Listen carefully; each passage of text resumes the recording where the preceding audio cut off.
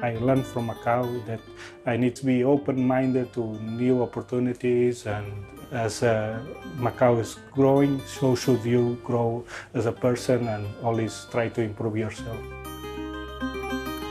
Walking by the streets, you see the Portuguese-style buildings and the road, but at the same time you have the signage and different culture of Macao and even Chinese culture coming through. So it's familiar, but it's different at the same time. It's a mixture of the cultures.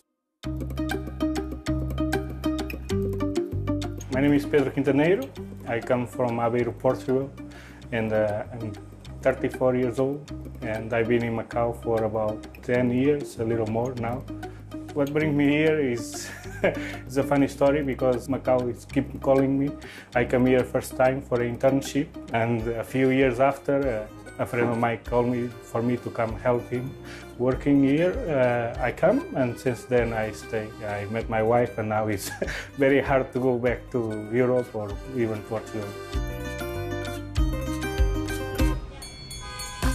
One day, it was just a regular day. I went to get my breakfast. Diogo happened to be there at his coffee shop. So we start talking, how his business, this and that. He sensed that I was not happy at my previous jobs. And then he presented me the project of the manteigaria, of the Portuguese product. And I, as a proud Portuguese, it makes me happy to work and represent Portugal, making the original pastries here.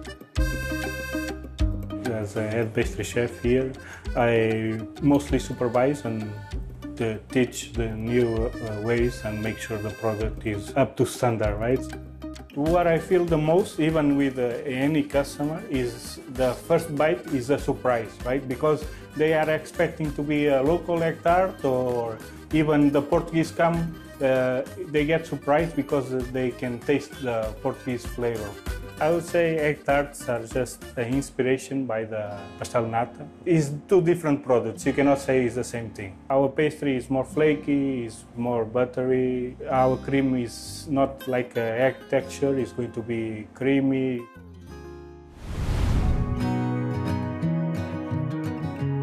First time I came to Macao, I thought it was a new world, because I come from the rural area and I was dropped off in Cotai side. But when I come to Macao side, I felt, whoa, this is like Lisbon, especially Senado Square. If you walk Avenida de Liberdade, and the Senado Square is exactly the same. So it brings a sense of nostalgia and also a little piece of home to the people living here. My favorite place in Macao would be even from the Senado Square to the San Lazarus Church. You can just walk the direction and you'll find yourself, I mean, it's a very tourist place, so I like to go around. From the São Paulo ruins, all the Portuguese little streets, you can see the influence and the mixture of the cultures, yeah, because you can see the Portuguese buildings and the roads, but at the same time you see all these signage and the local way of living, right?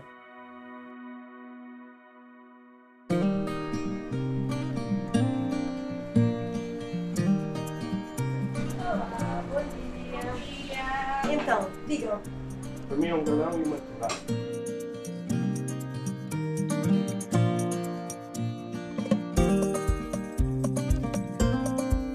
After work life right now is mostly family life. I'm very glad that I have the Portuguese community here as I raise a child, so I can have little support from my own community here.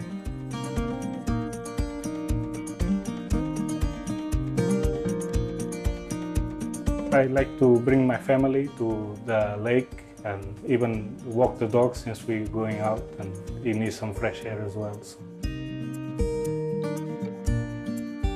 I think today for me, home will be both, right? I have my parents in Portugal, so it's always going to be there for me, and I know if anything happens, it's my safe point, right? But also, as I start a family here, I cannot imagine leaving Macao.